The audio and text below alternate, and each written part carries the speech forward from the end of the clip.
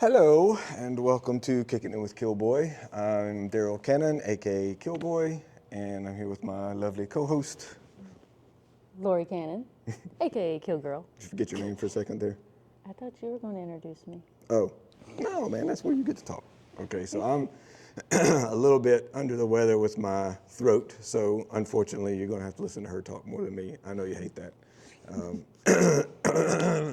So, that said, what are we working on this week? All right, jumping into it, we will go over a recap of what has happened since we saw you last. So we had the opening weekend, which went very smoothly. Very low traffic, is chilly, so that's to be expected. No major incidents that we're aware of. No incidents at all for the first weekend that we're aware of, which is great. Awesome job, you guys. Second weekend, nothing more really to report there. Is pretty much the same as the first. Little chilly, low traffic, and we got to give props to our girl Tina at the store. She's the one that really helps us with these updates, so keep that up, Tina. Yeah, she's our eyes on the area out there all the time when we can't be there. So we went from having these really cold temperatures to snow hanging around to this gnarly storm front that came through. And ahead of that storm front, we were seeing winds at our place upwards of 65 miles per hour. In the probably 15 years that we've lived there, I don't think we've ever seen winds that high. Yeah, I've never felt like the house was gonna get actually damaged like that. You could feel the whole house kind of shaking, and I don't think I've ever felt that way about the house. Yeah. Blew over one of the trees in the front yard. On the way to town, there was a pretty big building, and it peeled the roof off and flipped it over off the edge. I got a little bit of video footage of that we can throw in here too. Let me tell you, the volunteers in this area are amazing. First one was on the north end of the county. They had power lines down that ignited a fire. I believe there was a structure in danger, and the crews were doing an amazing job on that. And then they have another power line down at the south end of the county that they were trying to deal with. And this was like 2, 3 a.m. They were out there all night that night. And trying to battle all that with these high winds. I mean, it would be, you'd have those high winds for a few minutes, and then it would be It'd just be totally calm. Yeah. It was weird. There was no rain. It was ahead of the storm. So yeah, you get these hard winds for like a minute, and then it would just get really calm for like 5 minutes, and then they would kick back up again. It was eerie, freaky. I think. Yeah. Hats off to those guys. We'll put some information about donation stuff on there. Support the people who support our area. That'd be really cool. They're out there hustling. And they're all volunteer also. Yeah, it's not like a state-funded thing or anything. They pretty much pitch in their time to just help out everybody in the community. It's really cool. So Thanks, you guys. They've done an amazing job keeping the roads clean, on the North Carolina side and in Tennessee. There was some trees down on the Dragon, which we will head up there a little bit later to show you the aftermath. And then Thursday morning, we wake up to snow. Not much, little bit. But we go from having high winds and fires to snow. Whenever the snow rolled in on that morning, we didn't have much at the house, and lower elevation, there wasn't going to be much at the Dragon. So that's when we decided that we were going to head to one of our favorite places and go up to the Skyway. Really pretty up there. It was one of those deals where the snow gathered on the tree branches and not so much on the road. So it makes all the trees really white. And we waited around towards the end of the day when it kind of cleared out and the skies got blue. So it wasn't, because at first it was kind of like cloudy and gloomy. And it doesn't really make the snow pop. But if you catch it right up there when the sun comes out, but it's still below freezing temperatures, it lasts a little while, and we got some really cool footage. Glitter too, the way the sun just like sparkles off of the snow on the trees and everything. So while we were up at the Skyway this time, we stopped up at the Hooper Ball. While Daryl was kind of doing his thing there, doing some drone stuff, I got out and took a short little hike. So beautiful hiking out there, and I was the first person to be on the trail, blazing my own path in that pristine snow, and it's so serene until I hear Big Brother kind of from the air. I was like, oh, he's checking on me. It's a good thing I wore my pink beanie so he can see me. Didn't even see you. But it was like 27 degrees or something, and your gloves, they had like a fingerless thing, so your fingers were freezing, but the rest of your body was nice and toasty. Yeah, it was hot, and you kind of like sweating when you came. I don't know if it's true or not, but when I was a kid, they always told us if you stood in this one spot on this one rock and looked out, you could see 4 states. That's how far you can see from up there. And that's just one of the many, hiking spots in the area. What some of you may know and may not know is that the Appalachian Trail actually comes through Graham County. And recently, the Appalachian Trail Conservatory celebrated its 100th birthday. And for 100 years, they have been preserving and protecting the 2,190 miles of the Appalachian. Look at you getting all the mileage. Well, I wrote it down. Okay. Do you say Appalachian or Appalachian? I'm in my head now. I don't know. I think I say both. Yeah. So You're saying Appalachian. I think it's Appalachian. Appalachian. Yeah. Appalachian? Nope. Appalachian. Yes. Appalachian. The Appalachian Trail Did I say it right? You got it right. And did you know that the Appalachian Trail actually goes across the top of Fontana Dam? Which leads me into one of my favorite hikes in the area, the Shuckstack Fire Tower hike. You can either opt to park and walk across the dam, or you can drive across the dam and there's a trailhead on the other side. From this trailhead, you can go up towards the AT, or you can go and hike some of the trails that go around Fontana Lake. Should you decide to do the Shuckstack Trail hike, there are a few things that you should probably keep in mind before heading out on this trek. Yeah, so You better be in shape. It's freaking.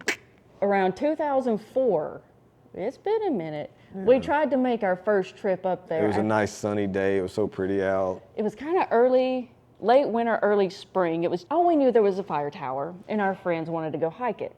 So it's okay, yeah, that'll be cool, let's go along. Well, now I'm knowing that we got less than probably half a mile in, and we're both just huffing and puffing. It's 50 degrees out, and we're like, it's 50 degrees. Why are we doing this manual labor when we could be riding our motorcycles on the Dragon? So we promptly turned around and went back and got the bikes and went riding. But she's done it a few times. Is it 4 miles, or is that one way or both ways? If you're just wanting to go to the fire tower and back out doing a day hike, then it's a 6.6 miles from the trailhead. You can add a little bit more of an added challenge if you park and walk across the dam. How many times have you gone up to there? I used to do it twice a year. I would do it in the spring and in the fall, which is a great question, which leads me into why I did the trail at those times. Bugs and snakes. All the creepy crawlies. The creepy crawlies. They're come more out in scared the of you summer. than you are of them. Yeah, well, they bite and ask questions later, and I suffer the consequences. Keep it in mind, this is a difficult hike, and some things that you may want to carry with trekking poles. They're going to help, kind of steady you, because it is a steep incline in places. And should you run into a bear, we do live in the woods around here. The trekking poles, you can use those to make yourself big, hold them out, beat them together in the deepest voice you can, just "Wah!" and yell at it. And she's not telling you this from theory. She's got experience. She Yeah. actually just confronted at least one bear, right? Out hiking with a friend, we had a bear, stalking us through the woods. He had been following us for a little while, and when we get to the dead end trail, we need to go back. And we didn't have our trekking poles with us, so we got sticks, started banging them together and yelling in the deepest, loudest voices we could. And it was a smaller cub, so it wasn't like full-grown bear, but it did get it to turn around, and we didn't see it for the rest of the hike Didn't out. see no mama bear or anything either. Where that fire tower is, that's how they used to sort of keep an eye on the area. There would be people manning those stations, and they would be able to call down where they spotted a fire. So when you get up there, it's got a 360-degree view of the whole area. It's crazy. You can see it from Fontana Dam. We'll try to get some footage of that in there to overlay here. But you've been up there, and you actually kind of went up in it. It hasn't been in use in many years. In the last time I was up there, it's been a couple years, you could still climb into the top of it, although it is really very, sketchy. very sketchy. Are you breaking the laws? Is there anything No, there no, that no. says that you can't do it? No, as far as I know, you're totally allowed to go in there at your own risk. Yeah. What we got going on this weekend? So this weekend we have the Corvette Expo over in Pigeon Forge, Gatlinburg area, along with Chevys and the Smokies. And whenever I got to researching the event a little bit, I found out that this event has been going on for 48 years. They started this event in March of 1977. Every year as part of the expo, they do a cruise on the Dragon. And they would do it like at the end of the day. We would leave the store open because we knew they were going to be doing it. And then all of a sudden they just start coming down and they do not freaking stop. Honestly, it was just really cool scene to see all of them out there. There was a lot of them that were really impressive, customized rides and stuff too. So yeah, it was wild. I'd never seen anything like that, where it would just go from absolutely almost dead quiet to flooded with Corvettes within like 15 minutes. And then they would just keep coming for like an hour. Speaking of, did we mention that GM brought the ZR1s out last podcast? I'm not sure. I don't think we mentioned that, but GM brought the new C8 ZR1s out and drove them through the Dragon. I don't think they were pushing them hard or anything. They had like 7 of them a couple weeks ago. Somebody took some footage and allowed us to share that footage. So that's coming up this weekend anyway, is the Corvette Expo and then the GM thing. After that, the only thing that's really on the calendar for that weekend is the first Smoky Mountain Drives Dragon Rally of the season. And this is their 42nd event. Nice. And a lot of you might have seen the VinWiki videos going around about Tale of the Dragon and Josh Vandergriff talking on camera about incidents on the Dragon. He's the one that runs these rallies. So for those of you that don't know what the Dragon Rally is, it is a guided tour of the Smoky Mountains. They bring you through Tale of the Dragon, the Cherry Hill Skyway, Foothills Parkway. They branch out to all the greatest roads. They do a lot of little hidden roads too, so that's kind of his thing. He always wants to do something that you maybe haven't done if you've been with him before. So that he knows a lot of the little hidden roads too. He'll get you out there. It's a really cool drive. You know, we've done a couple of them with him, and it was really fun. And while you're on the drives with them, you have a Killboy photographer that travels around with the group all day and captures your memories so that you're free to just enjoy everything and let them take care of that part of the work. Yeah, and you get the photos from our guys on the Dragon as part of the package also when you sign up with them. Totally look these guys up at Smoky Mountain Drives. Coming up at the end of the month, we are going to have the annual Ponies in the Smokies and the Civic X Wake the Dragon events. Now, Ponies in the Smokies, is that horses? Are they going to be coming to the Dragon and like leaving horse poop on the Dragon? So that's a Mustang rally. So it's Ponies in the Smokies, PITS. It's a pretty big Mustang rally. With that being said, we're going to head out to the Dragon and give you a look at what it's like out there. I think the rain and stuff pretty much rinsed the road off to where the salty haze that was on it last episode should be pretty cleared up. So it's probably still some debris and branches and stuff. I don't think it'll be on the road, but you know, evidence on the side of the road. So we'll see what it looks like. All right, let's go to the Dragon.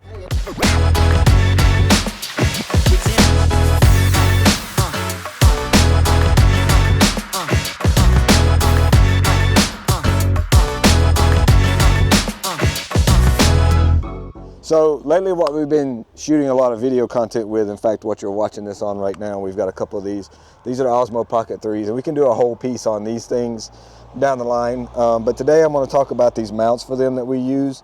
And these mounts aren't really for filming your own vehicle, they're more for filming other vehicles. So there's a reason for that, because they move separately, independently from the vehicle. There's a big cinema no-no basically, is when you mount the camera on a car to film the subjects in the car for movie making and stuff like that, you don't want the camera to be independently stabilized, because it moves separately from the car and it breaks the immersion that you're looking at it through a camera. I'm gonna show you a couple of arms here that are on the market right now. All right, so this was one of the first arms that came onto the market by MoveMax, and it has this hydraulic shock in it that sort of gives it this damping, and it has a clamp here, and you can get an optional vibration isolator, which has these really nice little silicone rubber bulbs in every corner to get rid of the high speed vibrations, high frequency vibrations.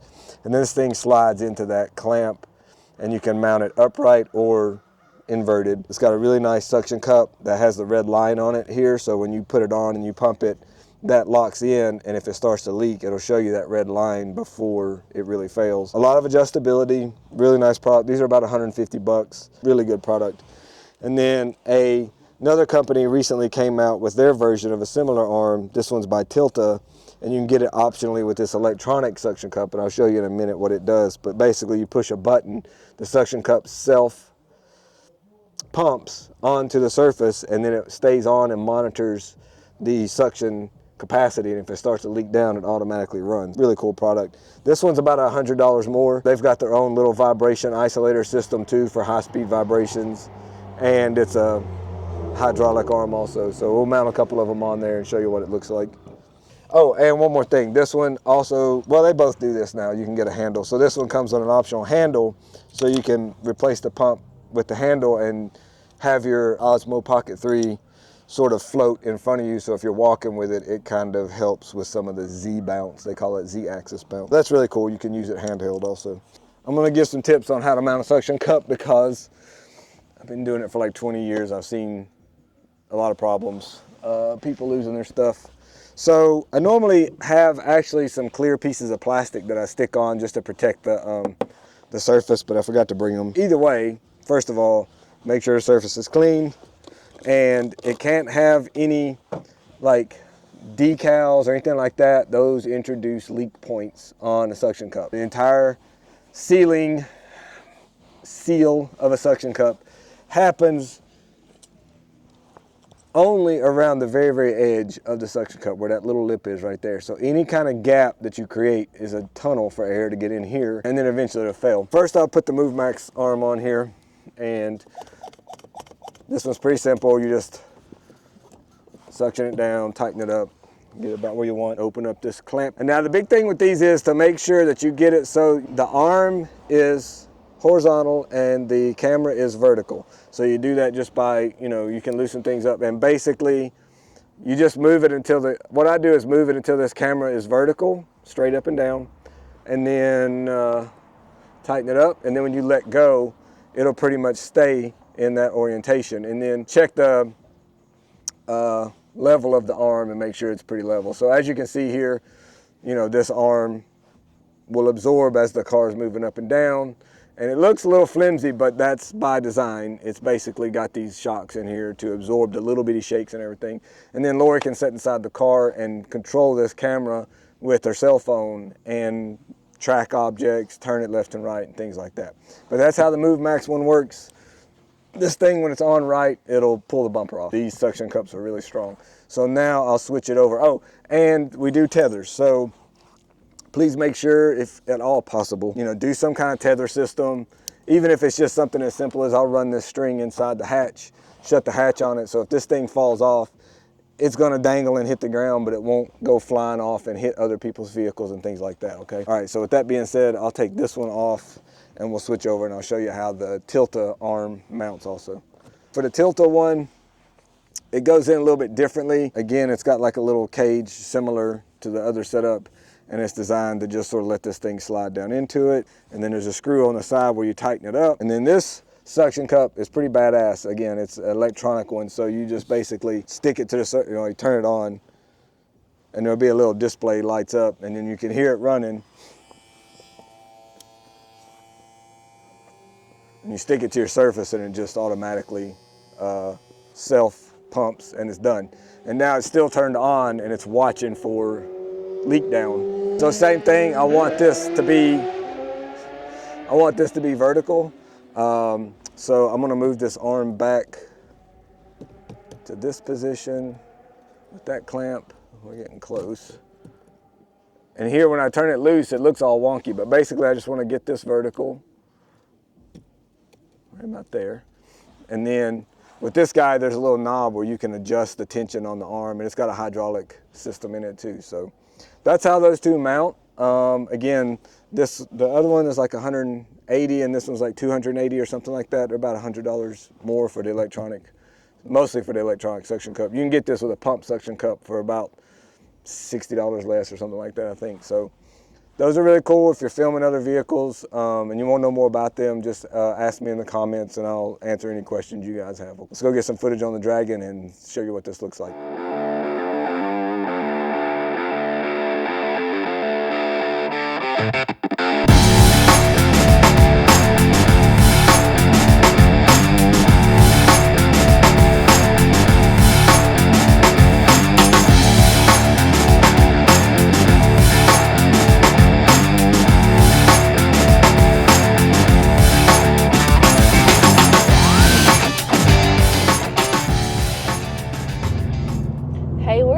narwhal. With that thing on the front, we're a narwhal. Nar Porsche. Hey, how's it going? I heard this road's curvy. A little bit. What do you think? Just a little bit. Slinging all over the car. This week, it's looking like the Dragon is a little less salty. What do you think, Daryl?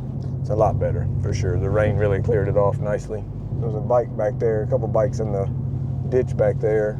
You can see some footage. Ooh, man, that tree got really twisted. Yeah, there's a couple of them. There's another one that was down.